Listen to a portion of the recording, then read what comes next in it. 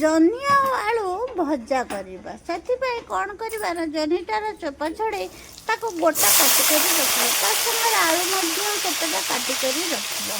ଦେବା ପାଇଁ ପିଆଜ ମଧ୍ୟ ଦୁଇଟା କାଟି କରି ରଖିବା। ସେଥିରେ କଢ଼େଇ ବସାଇ ସେଥିରେ ତେଲ ଦେବା। ତେଲ ତାତିଲା ପରେ ସେଥିରେ ଗୋଟା ଲଙ୍କା, ପଞ୍ଚୁ ଫୁଟଣ ଦେଇ କାଟି ରଖିଥିବା ଆଳୁ ଆଉ ପିଆଜକୁ ଦେଇ କିଛି ସମୟ ଏପଟ ସେପଟ କରି କିଛି ସମୟ ଏପଟ ସେପଟ କରି ଭାଜିଗଲା ପରେ ସେଥିରେ କାଟି ରଖିଥିବା ଜହ୍ନିକି ଦେଇ ଏପଟ ସେପଟ କରି ଭାଜିବା।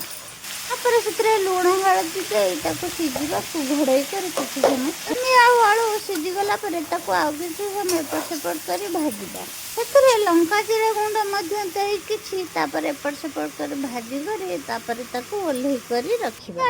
ଓହ୍ଲେଇବା ଟିକେ ଆଗରୁ ଟିକେ ରସୁଣ ଛେଚି କରି ତାକୁ ଦେଲେ ବହୁତ ସୁନ୍ଦର ବାସ୍ନା ଆଉ ବହୁତ ଟେଷ୍ଟ ମଧ୍ୟ। ଆପଣମାନେ ଥରେ ଏଇଭଳିଆ ରସୁଣ ଛେଚା ଦେଇ ଜହ୍ନି ଆଳୁ ଭଜା କରନ୍ତୁ ନା, ଦେଖିବେ କେତେ ଟେଷ୍ଟ ଲାଗିବ। ଭାତରେ ବି ରୁଟିରେ ବି ସବୁଥିରେ ଖାଇ